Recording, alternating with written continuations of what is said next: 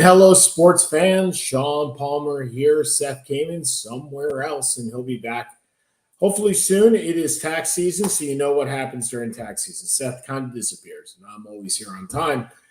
But you know what? That's okay. That really is okay. We each have our time of the year where we get a little flustered. And with 2 weeks left until that April 15th deadline, I hope you have gotten in your taxes. I just got mine in last week, so Seth is taking care of that.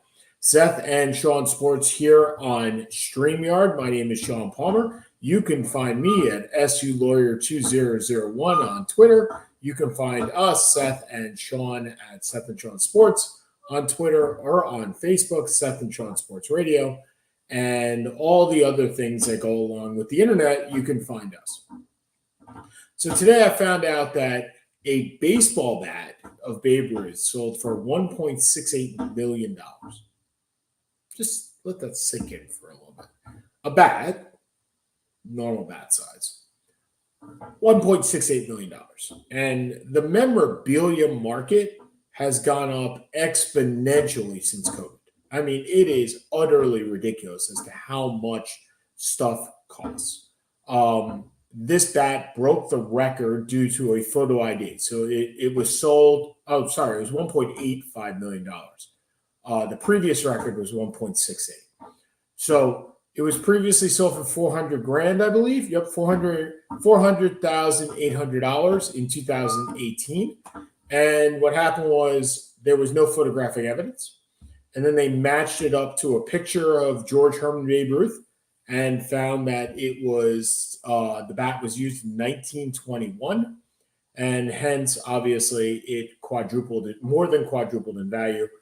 $1.85 million. I myself am not one of those guys. I know Seth agrees with me. We've talked about this numerous times. We're not the sports memorabilia people. Like, I love my jerseys. I love my Jets jersey. I have a Sauce Gardner jersey right now. I had a Chad Pennington jersey. I had a Mark Sanchez jersey. I had a Marvin Jones jersey. It was the first jersey I ever bought. It was a Marvin Jones jersey. I believe I was 16 years old, and it cost me about $100. And at that time, that was a lot of money to me. It still is a lot of money, but it's a little bit less in perspective. I believe I created, through a silkscreen process, a Dallas Strawberry, soon-to-be Brett Saberhagen jersey when I was in 8th grade or 9th grade.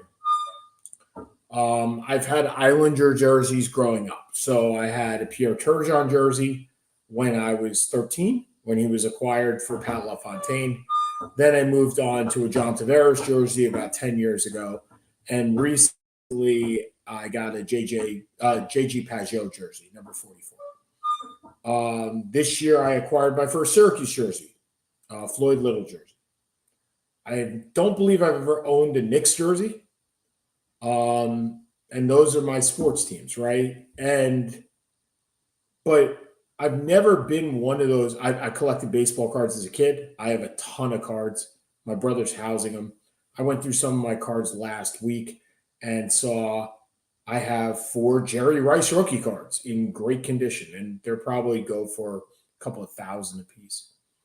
But I've never been one of those guys that needs to go get the game-worn jersey, needs to go get the game-used bat. Look, they're cool, right? But would you ever use them? I mean, I guess if I had an office somewhere, I could store the bat and put it on a rack. I could put the glove on my desk. I can put the jersey. I know that my niece, Abby, recently won at a bar mitzvah, a Dwight Gooden signed jersey with a certificate of authenticity. And I can put that, I can hang that. And in my gym / office / guest room, I do have a couple of framed, I guess you would call them memorabilias, right? I got a couple of first tickets, a program, a souvenir from the Syracuse Orange 20 years ago winning a national championship. I have that stuff, and that stuff's framed and being able to be displayed. But I'm not a memorabilia guy. I've never been that guy.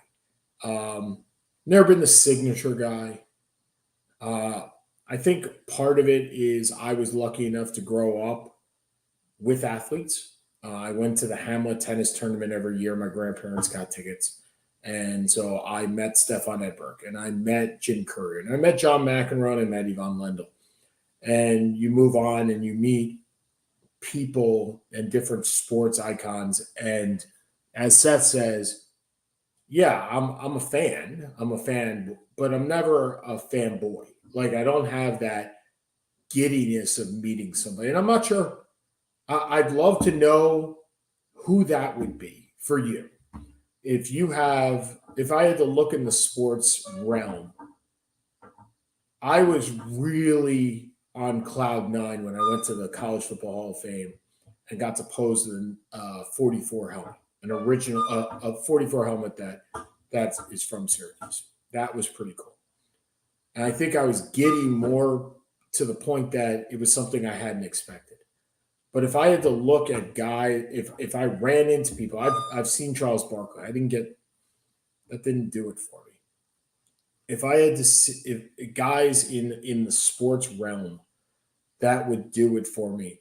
Look, for baseball, I think it would actually be Bob Uecker, man in the front row, former catcher for the Milwaukee Brewers, but more famously an announcer. If it had to be a player, it would probably be Keith Hernandez. I would say it would have been Gary Carter, but I met Gary Carter. Again, not really a big deal.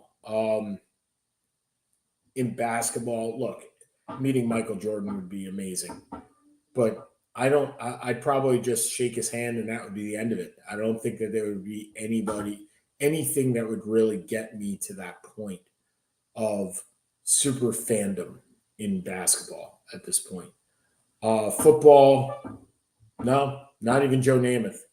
And I'm a huge Jets fan. It wouldn't be Joe Namath. You know who it would be? It would be Jim Brown. If I met Jim Brown, I think I'd be giddy. And this whole Syracuse thing and the NFL thing and everything that surrounds it, I think Jim Brown would get me a little giddy. And in hockey, it's Wayne Gretzky.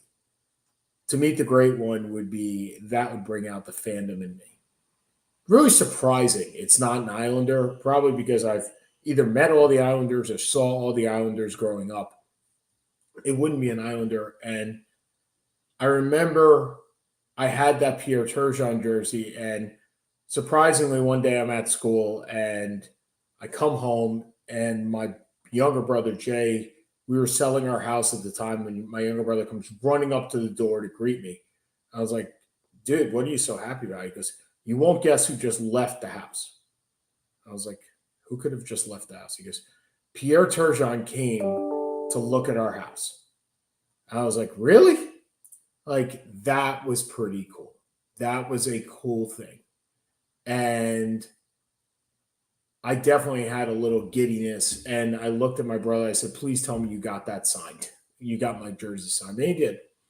And for years, I wore that jersey. And unfortunately, that jersey got ruined by a dry cleaner. Never dry clean your jerseys, especially with original signatures. I am learning that now, or have learned that.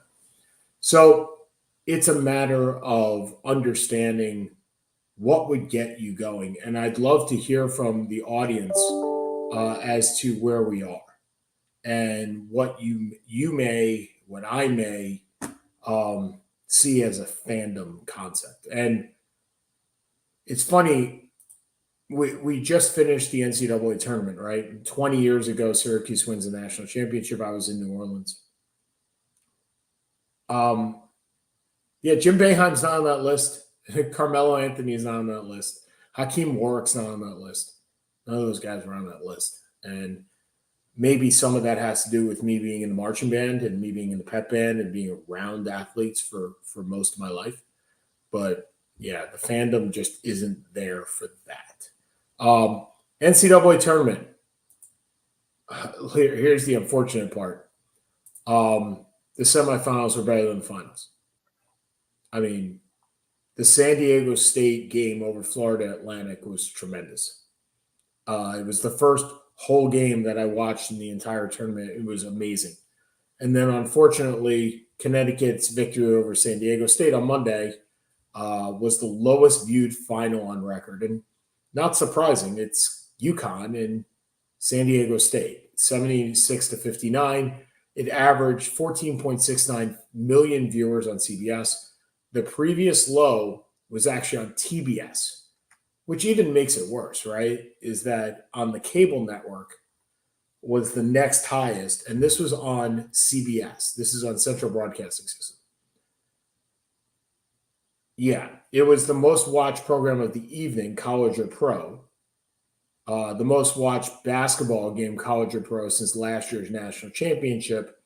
And just to give it a little bit of understanding, the women's championship had almost 10 million viewers. So the men's championship had 4.5 more million viewers.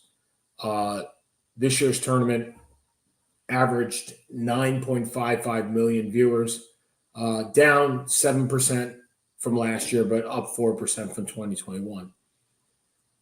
College basketball, unfortunately, has become we've talked about it on the show, has become just more difficult to watch with the growing transfers, the growing going to the NBA. Judah Mintz from Syracuse going, at least testing the waters. Joe Girard going to be gone after 4 years. Syracuse bringing back Jesse Edwards today. That made me very happy. Kind of made my day, actually.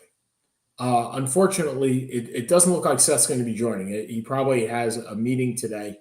And so we're going to call it quits, a short 15 minutes today. I'm just not feeling well, and I think it's a good time here. So happy Passover. Oh, that too. Happy Passover. Happy Easter to those that are celebrating.